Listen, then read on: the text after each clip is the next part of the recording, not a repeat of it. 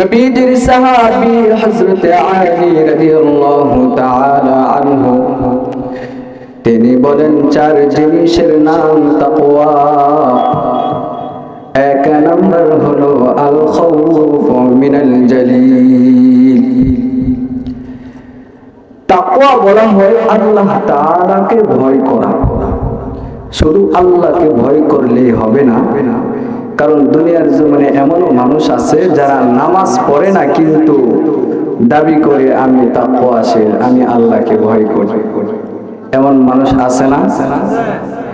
এজন্য শুধু আল্লাহকে ভয় করলাম এই কথা বলেই যদি কোনো ব্যক্তি দাবি করে আমি তাকওয়াশীল, আমি আল্লাহকে ভয় করি, তার এ কথা যুক্তিযুক্ত না। এজন্য চার জিনিসের নাম তাকওয়া, শুধু এক জিনিসের নাম তাকওয়া নয়। নবীর সাহাবী হযরত আলী রাদিয়াল্লাহু তাআলা আনহু তিনি দ্বিতীয় নম্বর বলেন ওয়াল আমালু বিতানজিল, কোরআন অনুযায়ী আমল করার নামও কিন্তু তাকওয়া। এক নম্বর বলেছেন আল খাউফু মিনাল জালিল, এক নম্বর আল্লাহ তাআলার নবীর সাহাবী বলেন এক নম্বর হলো আল্লাহকে ভয় করা, দুই নম্বর হলো কোরআন অনুযায়ী আমল করা, তিন নম্বর হলো ওয়াল কানাআতু মিনাল কালিল, তিন নম্বর হলো অল্পতে সন্তুষ্ট থাকা, চার নম্বর হলো ওয়াল ইস্তিআদাদু লিয়াউমির রাহিল, চার নম্বর হলো পরকালের জন্য প্রস্তুতি গ্রহণ করা। এই চার জিনিসের নাম আলী রাদিয়াল্লাহু তাআলা আনহুর বক্তব্য অনুযায়ী চার জিনিসের নাম হলো তাকওয়া। এবার আমার ভাষায় জানাইয়া দেই তাকওয়া কাকে বলা হয়। দুনিয়ার মানুষ আল্লাহ ও তার রাসূল কর্তৃক যত সুনিয়ন্ত্রিত বিধি ব্যবস্থাগুলো দিয়েছে, সমস্ত সুনিয়ন্ত্রিত বিধি ব্যবস্থাগুলো পরিপূর্ণভাবে আদায় করার নামই হলো তাকওয়া। কতদিন পর্যন্ত করব রে মুমিন? আল্লাহ তাআলা কোরআনের মাঝে জানাইয়া দেয় ওয়া'বুদ রাব্বাকা হাত্তা ইয়াতিয়াকাল ইয়াকিন।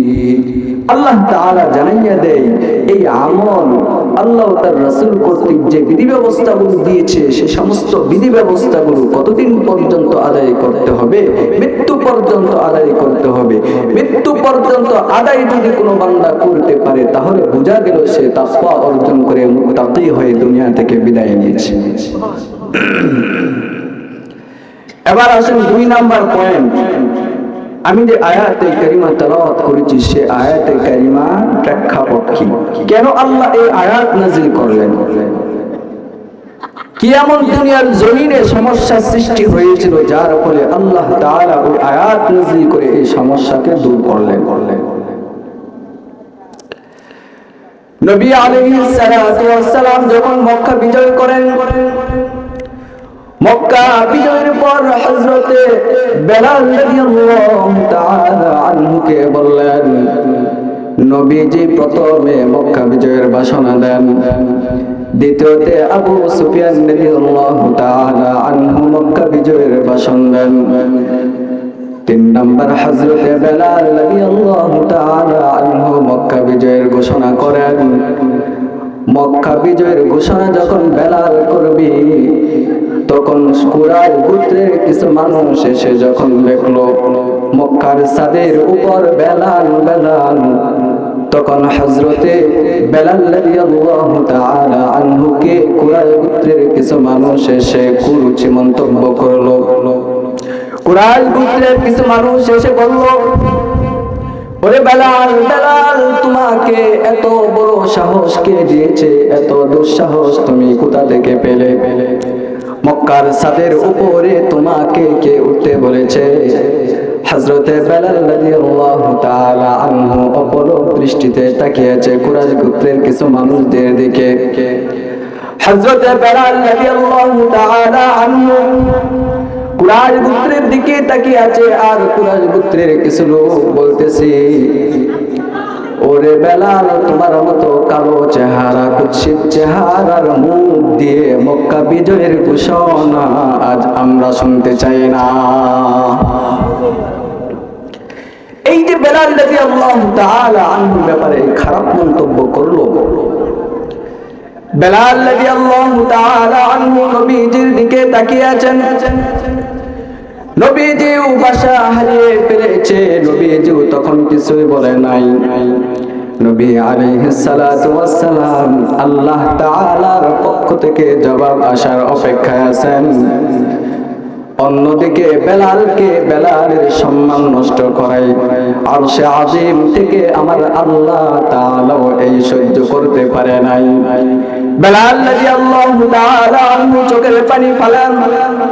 আল্লাহ তাআলা আরশে আজিম থেকে হযরত জিবরাইল আলাইহিস সালাতু ওয়াস সালামকে ডাক দেয়, ইয়া জিবরাইল, ও জিবরাইল, ইতিনি, তুমি আমার কাছে আসো, আসো আমার কাছে আসো। জিবরাইল বলতেছে, আমি তো আপনার কাছে আছি। ও আল্লাহ, বলেন তো কি বলবেন? আল্লাহ তাআলা হযরত জিবরাইলকে ডাক দিয়ে বলতেছে, ইযহাবু ইযহাবু ফিল আরদ, ওরে জিবরাইল, তুমি যাও যাও যাও, তুমি দুনিয়ার জমিনে যাও, তুমি দুনিয়ার জমিনে যাও। তুমি দুনিয়ার জমিনে গিয়ে আমি যে কথা বলবো, আমি যে আয়াতে কারিমা তোমাকে বলবো, সেই আয়াতে কারিমা আমার হাবিবকে তুমি জানাইয়া দিবা। জিবরাইল আলাইহিস সালাতু ওয়াস সালাম এই আয়াত নিয়ে যখন আল্লাহর হাবিব সাল্লাল্লাহু আলাইহি ওয়াসাল্লামের কাছে আসলেন, আয়াতে কারিমা জিবরাইল আলাইহিস সালাতু ওয়াস সালাম জানাইয়া দেয়, ইয়া আইয়ুহান নাসু ইন্না খালাকনাকুম মিন যাকারিন ওয়া উনসা ওয়া জাআলনাকুম শুউবান ওয়া ক্বাবাইলা লিতাআরাফু। আল্লাহ তাআলা জানাইয়া দেন, হে দুনিয়ার মানুষ, ইন্না খালাকনাকুম মিন যাকারিন ওয়া উনসা, আমি তোমাদেরকে একটা মহিলা এবং একটা পুরুষ থেকে সৃষ্টি করেছি। ওয়া জাআলনাকুম শুউবান ওয়া ক্বাবাইলা লিতাআরাফু, এবং আমি তোমাদেরকে গোত্র এবং জাতের মাঝে সৃষ্টি করেছি। কেন কেন জানোনি? আল্লাহ তাআলা বলেন, লিতাআরাফু, যাতে করে তোমরা একে অপরের পরিচয় লাভ করতে পারো। ওই যে কুরাইশ গোত্রের লোকেরা, তারা অন্তরে শ্রেষ্ঠত্বের অহংকার করে বেলালকে এসে বলতেছে, তুমি তো নবীর বংশে জন্ম নাওনি, তুমি তো নবীর গোত্রে জন্ম নাওনি, তাহলে তুমি আজ মক্কা বিজয়ের ঘোষণা তুমি কি করে দিবা? মক্কা বিজয়ের ঘোষণা সবচেয়ে বেশি অগ্রাধিকার রাখি আমরা কুরাইশ গোত্রের মানুষ। আল্লাহ তাআলা জানাইয়া দিলেন, তোমরা কুরাইশ গোত্রের মানুষ হয়েছো বিদায় তোমাদের সম্মান কিন্তু আমি আল্লাহ তাআলার কাছে বেশি হয়ে যায় নাই। বেলালকে মক্কা বিজয়ের ঘোষণা দেওয়ার জন্য আমার হাবিব আদেশ করেছে, তোমরা বেলালের ব্যাপারে খারাপ মন্তব্য করলা। জানিয়া লও আমি আল্লাহ তাআলার কাছে গোত্রের সম্মানের কারণে আমি আল্লাহ তাআলার কাছে কোন বান্দা সম্মানিত হতে পারে না। আমার কাছে সম্মানিত শুধুমাত্র ওই বান্দারাই।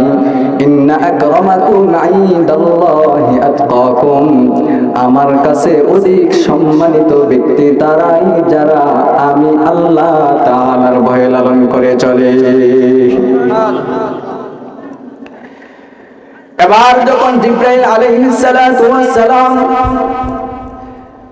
আল্লাহর হাবিব সাল্লাল্লাহু আলাইহি ওয়াসাল্লামকে এই আয়াত জানাইয়া দিলেন, এবার এই আয়াতের সারমর্ম মক্কা বিজয়ের মক্কার ছাদের উপরে উঠে নবী আলাইহিস সালাতু ওয়াস সালাম ঘোষণা করে বলতেছেন, গোটা জাতি গোটা উম্মাহকে জানাইয়া দিচ্ছেন, নবীজি জানাইয়া দেয়, ইয়া আইয়ুহান নাস, হে দুনিয়ার সকল মানুষ, আলা ইন্না রাব্বাকুম ওয়াহিদুন, সাবধান সাবধান জেনে নাও, তোমাদের প্রভু এক, তোমাদের প্রভু এক। ওয়া ইন্না আবাকুম ওয়াহিদুন, তোমাদের বাবাও এক, তোমাদের বাবাও এক। লা ফাজলা আহমার আলাল আসওয়াদ ওয়া লা ফাজলা লিল আসওয়াদ আলাল আহমার। নবীজি ভাষণ দিয়ে জানাইয়া দেয়, দুনিয়ার কোন সুন্দর মানুষের প্রাধান্য নাই কালো মানুষের উপর, দুনিয়ার কোন কালো মানুষের প্রাধান্য নাই দুনিয়ার কোন সুন্দর মানুষের উপর। তবে ইল্লা বিত্তাকওয়া, ইল্লা বিত্তাকওয়া, তবে ওই মানুষটার প্রাধান্য আমার কাছে বেশি যে মানুষের অন্তরে আমি আল্লাহ তাআলার ভয় আছে। আল্লাহর নবী আলাইহিস সালাতু ওয়াস সালাম যখন ঘোষণা করলেন, হযরতে বেলাল রাদিয়াল্লাহু তাআলা আনহু তখন নিজ ভাষায় ঘোষণা দিলেন, কথা নয় কাজে, ভাষণে নয় আজানে। হযরতে বেলাল রাদিয়াল্লাহু তাআলা আনহু তখন আজানের মাধ্যমে ঘোষণা করে জানাইয়া দিলেন, আর সমস্ত গোটা জাতিকে একটা মেসেজ দিলেন, আল্লাহ তাআলার কাছে সম্মানিত ব্যক্তি কুরাইশরা হতে পারে নাই। ওই যে বেলালের মতো খারাপ, বেলালের ব্যাপারে যে খারাপ মন্তব্য করেছিল, বেলালের মতো কালো চেহারাওয়ালার সম্মান আমি আল্লাহ তাআলার কাছে অধিক বেশি।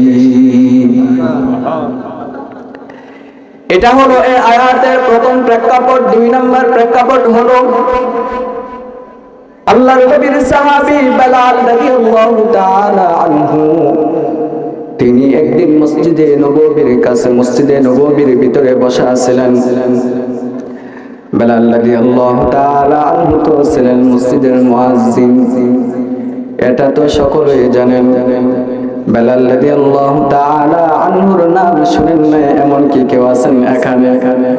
চার খলিফার নাম যেরকম প্রসিদ্ধ, চার খলিফার পরে যে সাহাবীর নামটা সবচেয়ে বেশি প্রসিদ্ধ তার নাম হলো বেলাল। বেলাল রাদিয়াল্লাহু তাআলা আনহু মসজিদের ভিতরে নবী আলাইহিস সালাতু ওয়াস সালাম সাহাবায়ে কেরামদেরকে নিয়ে মশরায় বসেছেন। মজলিসে যখন বসেছেন, বেলাল রাদিয়াল্লাহু তাআলা আনহু যেহেতু মুয়াজ্জিন, সুতরাং বোঝা গেল নামাজের পর বেলাল সবচেয়ে বেশি কাছাকাছি বসা থাকে নবী আলাইহিস সালাতু ওয়াস সালামের। নামাজের পর নবী আলাইহিস সালাতু ওয়াস সালামকে চতুর্দিকে ঘেরাও করলেন সাহাবায়ে কেরাম। কিছুক্ষণ পর কুরাইশ গোত্রের কিছু মানুষ এসে বলতেছে, ইয়া বেলাল ইরফা মাকানাক, তুমি তোমার জায়গা থেকে উঠে যাও। ইযহাব ইজলিস খালফা মাজলিস, তুমি যাও যাও মজলিসের পিছনে গিয়ে বসো। নবী আলাইহিস সালাতু ওয়াস সালামের গোত্রের মানুষ আমরা, অতএব নবীর কাছাকাছি বেশি হকদার বসার আমরা কুরাইশ গোত্রের মানুষই রাখি।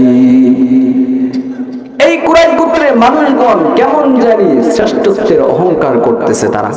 তারা বলতেছে, নবী আলাইহিস সালাতু ওয়াস সালাম কুরাইশ গোত্রের, নবী যেই গোত্রে জন্মগ্রহণ করেছেন আমরাও তো সেই গোত্রে জন্মগ্রহণ করেছি, অতএব বেলাল তোমার চেয়ে আমরা কুরাইশ গোত্রের মানুষগণ নবী আলাইহিস সালাতু ওয়াস সালামের বেশি কাছাকাছি বসার অগ্রাধিকার, বেশি হকদার।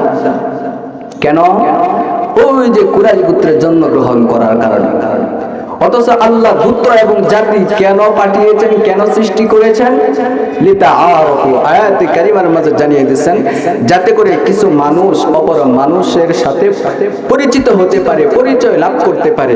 আমি আপনার পরিচয় পেতে পারি, আপনি আমার পরিচয় লাভ করতে পারেন। এজন্য মূলত গোত্র এবং বংশ এবং জাতি সৃষ্টি করেছে। নবী আলাইহিস সালাতু ওয়াস সালাম যখন বেলালকে যখন উঠাইয়া দেয়, বেলাল তখন মজলিসের পিছনে গিয়ে বসে। নবী আলাইহিস সালাতু ওয়াস সালাম তখন অপলক দৃষ্টিতে তাকিয়েছেন, বেলালের চোখে পানি। আল্লাহ তাআলা তখন এই অপমান সহ্য করতে পারে নাই, আল্লাহ সাথে সাথে এই আয়াত নাযিল করে পাঠাইয়া দিলেন। এই হলো আমার প্রেক্ষাপট।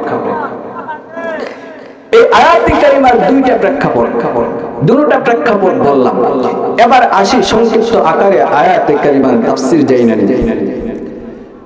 আল্লাহ তাআলা কোরআনের মাঝে জানাইয়া দেয়, ইয়া আইয়ুহান নাসু ইন্না খালাকনাকুম মিন যাকারিন ওয়া উনসা ওয়া জাআলনাকুম শুউবা ওয়া ক্বাবাইলা লিতাআরাফু ইন্না আকরামাকুম ইনদাল্লাহি আতকাকুম ইন্নাল্লাহা আলিমুন খাবীর।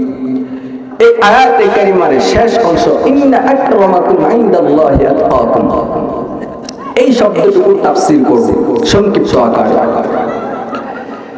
ইন্না আকরামাকুম ইনদাল্লাহি আতকাকুম, আল্লাহ তাআলা এই আয়াতের মাধ্যমে জানাইয়া দেয়, ও দুনিয়ার মানুষ, তোমরা যে যত সম্পত্তির মালিক হও না কেন, যে যত গাড়ি বাড়ির মালিক হও না কেন, যে যত টাকা পয়সার মালিক হও না কেন, আমার কাছে সম্মানিত ব্যক্তি একমাত্র তারাই যাদের ভিতরে আমি আল্লাহ তাআলার ভয় আছে। ও দুনিয়ার মানুষ, এই আয়াতে কারিমার তাফসীর করতে গিয়া মুফাসসিরিনে কেরাম জানাইয়া দেয়, ليس التفاضل بين الناس عند الله بكثرة المال। মুফাসসিরিনে কেরাম বলেন, আল্লাহ তাআলার কাছে দুনিয়ার কোনো মানুষ সম্মানিত হতে পারবে না বিকাসরাতিল মাল, বিকাসরাতিল মাল। দুনিয়ার মানুষ সম্পদের আধিক্যতার কারণে দুনিয়ার কোনো মানুষ আল্লাহ তাআলার কাছে সম্মানিত হতে পারবে না। এখান থেকে বোঝা যায়, আমরা যতই টাকা পয়সা অর্জন করি না কেন, ধন দৌলত অর্জন করি না কেন, গাড়ি বাড়ি অর্জন করি না কেন, আল্লাহ তাআলার কাছে সম্মানিত হওয়ার মাধ্যম একটাই, সেটা কি? সেটা শুধুমাত্র তাকওয়া। মুসলমান মুমিন এই টাকা পয়সা তাহলে মানুষকে আল্লাহ তাআলা কেন দেয়? আল্লাহ তাআলা কোরআনের মাঝে জানাইয়া দেয়, ফাআম্মাল ইনসানু ইযা মাবতালাহু রাব্বুহু ফাআকরামাহু ওয়া না'আমা ফায়াকুলু রাব্বি আকরামান। আল্লাহ তাআলা জানাইয়া দেয়, ও দুনিয়ার মানুষ, মানুষকে যখন তার প্রভু পরীক্ষায় ফেলে, ফাআকরামাহু ওয়া না'আমাহু, তাকে সম্মান এবং নিয়ামত, সম্পদ নামক নিয়ামতের মাধ্যমে তাকে পরীক্ষায় ফেলে। দুনিয়ার মানুষকে যখন সম্পদ দেওয়া হয়, তখন এই মানুষগুলো ধারণা করে আল্লাহ তাআলা আমাকে সম্মানিত করেছে। ঠিক কিনা বলেন? এমনটা ধারণা করে কিনা মানুষ?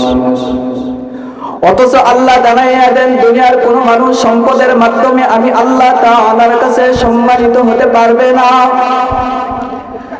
দুনিয়ার মানুষগুলো ধারণা করে আল্লাহ তাআলা আমাকে সম্পদ দিয়েছে মানে আমাকে সম্মানিত করেছে।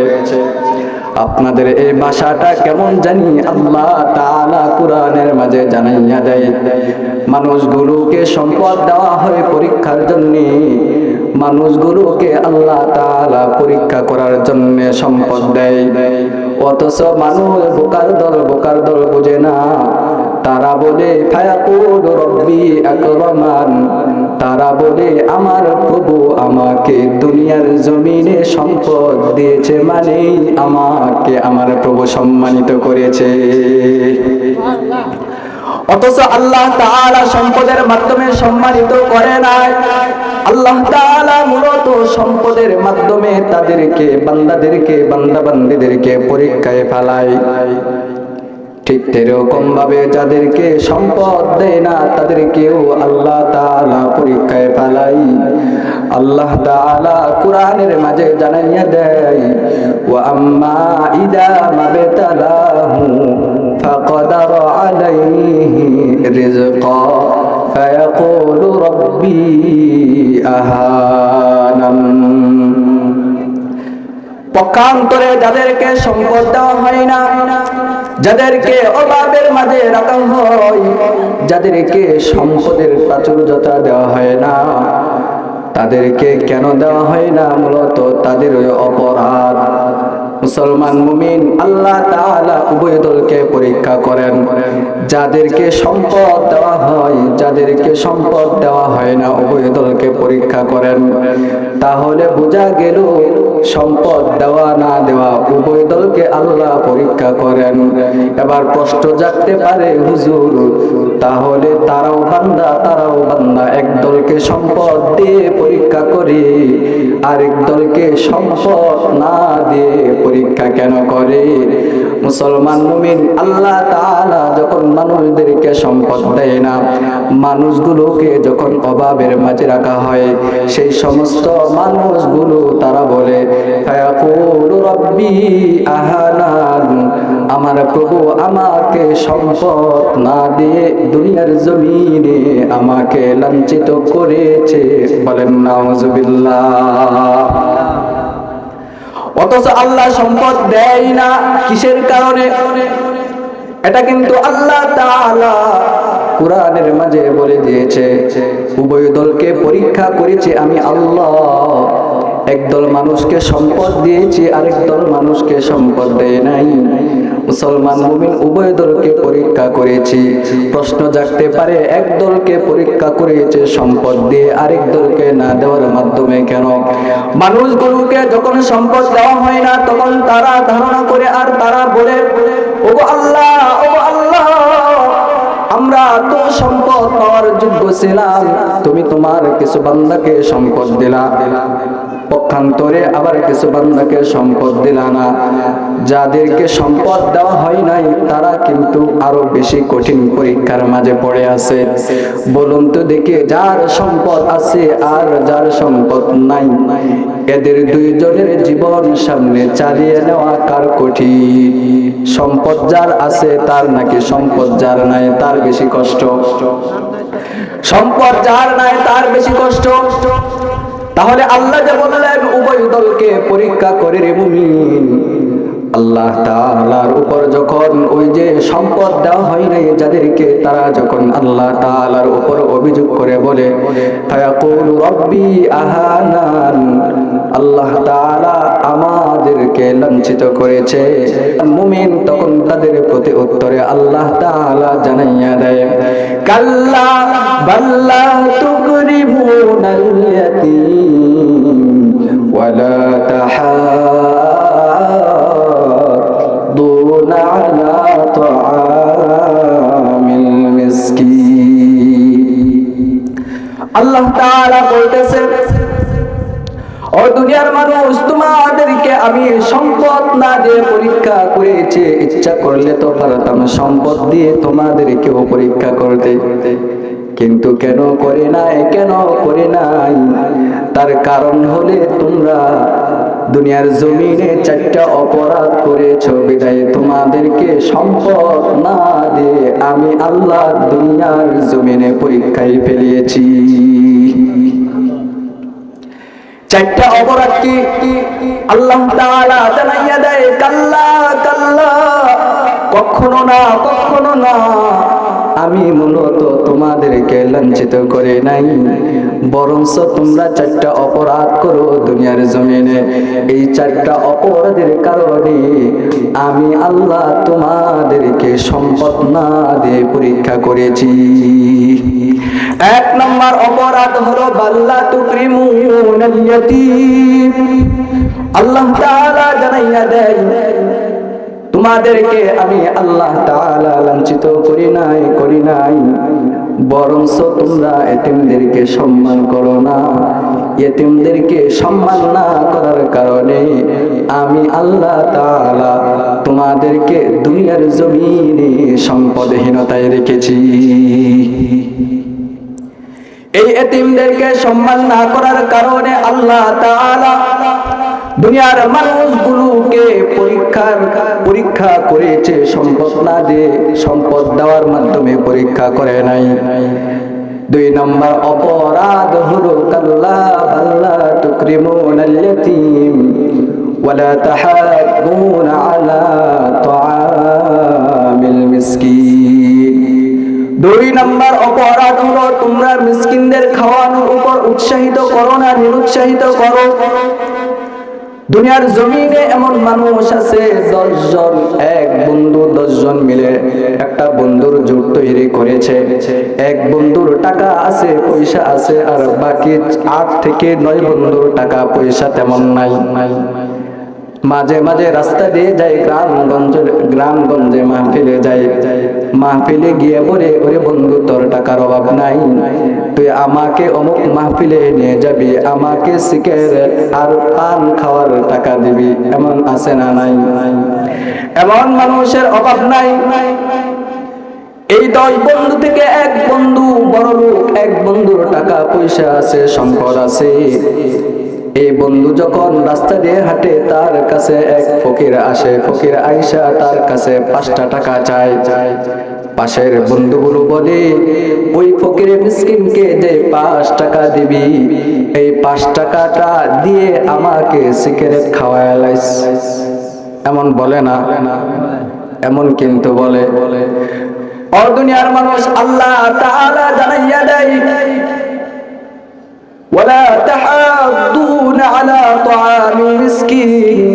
আল্লাহ তাআলা জানাইয়া দেয়, বরঞ্চ তোমার উচিত ছিল ওই ফকির মিসকিন যখন ওই ব্যক্তির কাছে টাকা চাইতে আসে, তোমার উচিত ছিল এভাবে বলা, আমাকে যে 5 টাকা দিয়ে একটা পান অথবা একটা সিগারেট খাওয়াবি, ওই মিসকিনকে তুই যে 5 টাকা তোর পক্ষ থেকে দিবি, আমাকে যেটা খাওয়ানোর দরকার সেটাও ওই ফকির মিসকিনকে দিয়ে দে।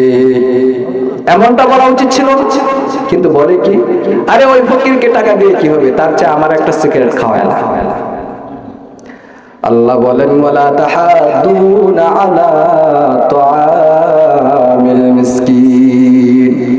আল্লাহ বলে, তোমরা যে এই ফকির মিসকিনকে নিরুৎসাহিত করো খাওয়ানোর উপর, এই অপরাধের কারণে দুনিয়ার জমিনটা তোমাদের জন্য সম্পদহীনতায় থেকে যায়। এটা হলো 2 নম্বর অপরাধ। আল্লাহ তাআলা মানুষকে সম্পদ না দেওয়ার 2 নম্বর কারণ হলো এটা। 3 নম্বর কারণ হলো ওয়াতাকুলুনাত তুরাতা আকলাল লাম্মা। 3 নম্বর কারণ হলো তোমরা উত্তরাধিকারী সম্পদ খেয়ে ফেলো অন্যায় ভাবে। দুনিয়ার জমিনে এমন মানুষ আছে না নাই, যে বড় ভাই ছোট ভাইকে সম্পদ দেওয়ায় ঠকায়, সম্পদ ভালো করে দিতে চায় না, ছোট ভাইয়ের যতটুকু হক তাকে ততটুকু বুঝাই দেয় না। এমন মানুষ আছে না নাই? ভাইয়েরা মিলে বোনদেরকে ঠকায়, বোনদেরকে উত্তরাধিকারী সম্পদ যথাযথ হক বুঝাইয়া দেয় না। আল্লাহ তাআলা জানাইয়া দেয়, ও দুনিয়ার মানুষ, ওয়াতাকুলুনাত তুরাতা আকলাল লাম্মা, তোমরা যখন এই অপরাধে লিপ্ত হও, আমি আল্লাহ তোমাদেরকে সম্পদহীনতায় রাখি, সম্পদের অভাবে রাখি। আমি আল্লাহ তাআলা রিজিকের অভাবে রাখি। সকালে খাইলে দুপুরে খাইতে পারো না, আবার দুপুরে খাইলে দেখা যায় রাত্রি খেতে পারো না। তার কারণ হলো তোমরা উত্তরাধিকারী সম্পদ অন্যায়ভাবে খেয়ে ফেলো। এটা হলো 3 নম্বর অপরাধ, 3 নম্বর কারণ। 4 নম্বর আল্লাহ তাআলা কুরআনের মাঝে জানাইয়া দেয়, ওয়া তুহিব্বুনাল মালা হুব্বান জাম্মা। আল্লাহ তাআলা কুরআনের মাঝে 4 নম্বর কারণ বলতেছে। 4 নাম্বার কারণ হলো তোমরা সম্পদের মহব্বত তোমরা অন্তরে নিয়ে আসো। ধন সম্পদের মহব্বত তোমরা অন্তরে ঢুকিয়ে ফেলো, এটা হলো 4 নাম্বার অপরাধ। বলেন তো দেখি, সম্পদের মহব্বত অন্তরে না ঢুকলে কি আর হয়? যেখানে সম্পদ বামে গেলেও প্রয়োজন, ডানে গেলেও প্রয়োজন, সামনে গেলেও প্রয়োজন, পিছনে গেলেও প্রয়োজন, চতুর্দিকে যেদিকে যাই না কেন সম্পদের প্রয়োজন। সেখানে সম্পদের মহব্বত অন্তরে থাকবে, এটাই স্বাভাবিক, নাকি বলেন? সম্পদ অবশ্যই সম্পদ প্রয়োজন, তবে আল্লাহ বলতেছে সম্পদের মহব্বত তোমাদের অন্তরে ঢুকানো যাবে না। সম্পদের মহব্বত যখন আমাদের অন্তরে ঢুকে যাবে, তখন এই সম্পদ উপার্জনে আমাদের নামাজ নাই, রোজা নাই, হজ নাই, যাকাত নাই। এমন এক সময় আসে নবীকেও কটূক্তি করে আল্লাহর সাথে নাফরমানিতে লিপ্ত হয়ে যায়, শুধুমাত্র এই টাকা উপার্জনের পিছনে পড়ে। কেন কেন কেন? আল্লাহ তাআলা বলতেছে ওয়াতুহিব্বুনাল মালা হুব্বান জাম্মা, তোমরা সম্পদের মহব্বত অন্তরে ঢুকাও। এই যে সম্পদের মহব্বত অন্তরে ঢুকাইতেছ, এটা কিন্তু চরম পর্যায়ের অপরাধ। মুসলমান মুমিন সম্পদ চতুর্দিকে প্রয়োজন, প্রয়োজন বিদায় সম্পদের মহব্বত অন্তরে ঢুকানো যাবে না। আমাকে একটা কথার জবাব দেন, নৌকার চতুর্দিকে পানি প্রয়োজন, নৌকার ডানে পানি প্রয়োজন, বামে পানি প্রয়োজন, সামনেও পানি প্রয়োজন, আবার পিছনেও পানি প্রয়োজন। নৌকার কোনো একদিকে যদি পানি না থাকে, বলেন তো দেখি সেই নৌকা পানিতে চলতে পারবে কি? এবার যে নৌকা চতুর্দিকে পানি প্রয়োজন, ডানে গেল পানি, বামে গেল পানি, সামনে গেল পানি, পিছনে গেল পানি, চতুর্দিকে পানি প্রয়োজন, পানি আর পানি, এত প্রয়োজন পানি, কিন্তু সেই পানি যদি নৌকার ভিতরে ঢুকে যায়, তাহলে সেই নৌকা ভালো থাকবে নাকি ধ্বংস হয়ে যাবে বলে?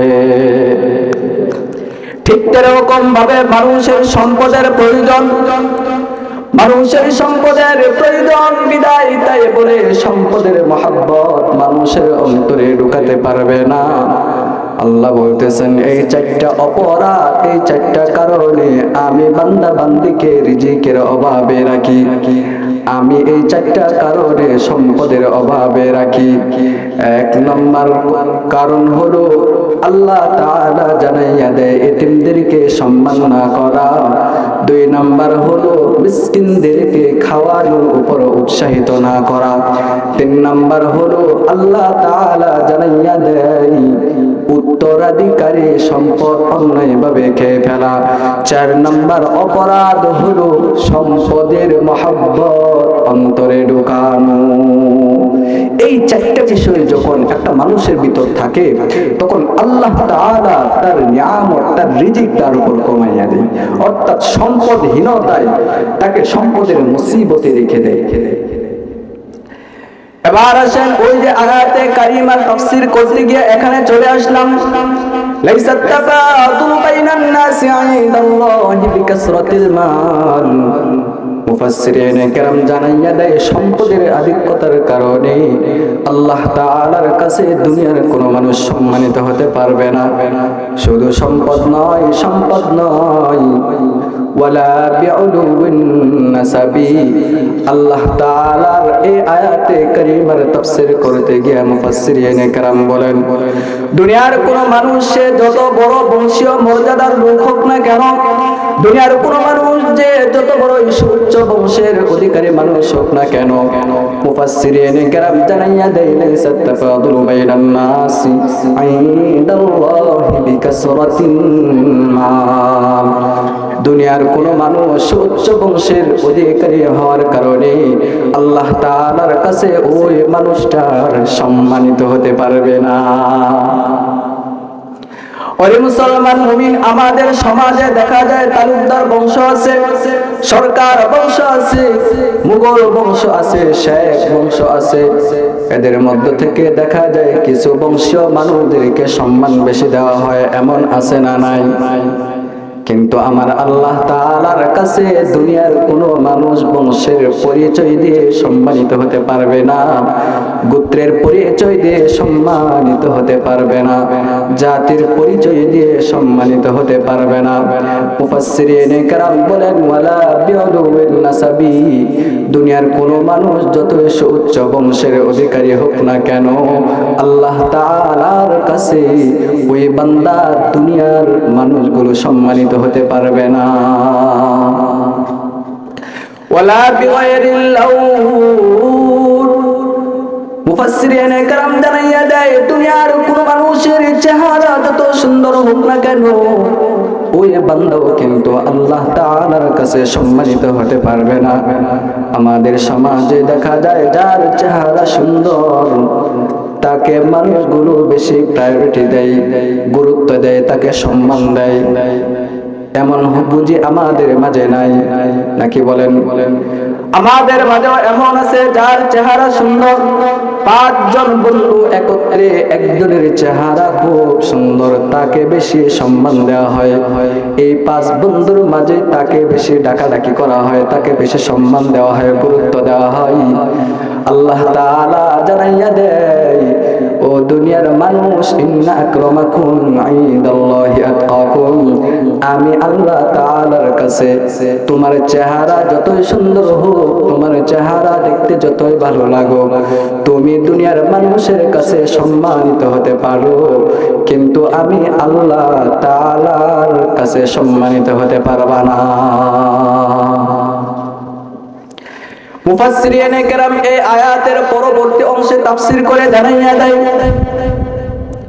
ওয়ালা বিগাইরিল লুগা, ও দুনিয়ার মানুষ, কোন মানুষ যদি তার ভাষা অধিক সুন্দর হয়, সে যত শুদ্ধ সাবলীল ভাষায় কথা বলুক না কেন, ও দুনিয়ার মানুষ আল্লাহ তাআলা কাছে কিন্তু ওই ব্যক্তি বেশি সম্মানিত হতে পারবে না।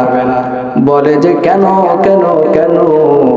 তার কারণ হলো আল্লাহ তাআলার কাছে তুমি যত শুদ্ধ সাবলীল ভাষায় কথা বলো না কেন, তোমার সম্মান আল্লাহ তাআলার কাছে হবে না, বরঞ্চ আল্লাহ তাআলা তোমার চেহারা দেখে তোমাকে সম্মানিত করবে না, তোমার ধন সম্পদ দেখেও আল্লাহ তাআলা তোমাকে সম্মানিত করবে না। আল্লাহ শুধু দেখবে ইন্নাল্লাহা লা ইয়ানজুরু ইলা সুওয়ারিকুম, আল্লাহ তাআলা দেখবে না তোমার চেহারা কেমন, ওয়ালাকিন ইয়ানজুরু ইলা কুলুবিকুম আমালিকুম, আল্লাহ তাআলা দেখবে তোমার ভিতরে কেমন তাকওয়া আছে, কেমন আল্লাহর ভয় আছে, সেটাই শুধুমাত্র আল্লাহ দেখবে। মুসলমান মুমিন, এই আয়াতে কারিমার মাঝে জানতে পারলাম আল্লাহ তাআলার কাছে সম্মানিত ব্যক্তি শুধুমাত্র তারাই যারা দুনিয়ার জমিনে আল্লাহ তাআলার ভয় লালন করে চলবে। এই আয়াতের তাফসীর করতে গিয়া মুফাসসিরিনে কেরাম পরবর্তী অংশে জানাইয়া দেয় ফামান কানা আকসারা তাকওয়াল লিল্লাহ, ফামান কানা আকসারা তাকওয়াল লিল্লাহ, যে ব্যক্তি আল্লাহ তাআলার ভয় বেশি রাখবে অন্তরে, ওয়া আশাদ্দু ইলতিজামান বিআওয়ামিরিহি, এবং আল্লাহ তার রাসূল কর্তৃক সুনিয়ন্ত্রিত বিধি ব্যবস্থাগুলো পরিপূর্ণভাবে আঁকড়িয়ে ধরবে। মুফাসসিরিনে কেরাম জানাইয়া দেয় ফাহুয়াল আকরামু ইনদাল্লাহ, ওই ব্যক্তির সম্মান আল্লাহ তাআলার কাছে বেশি।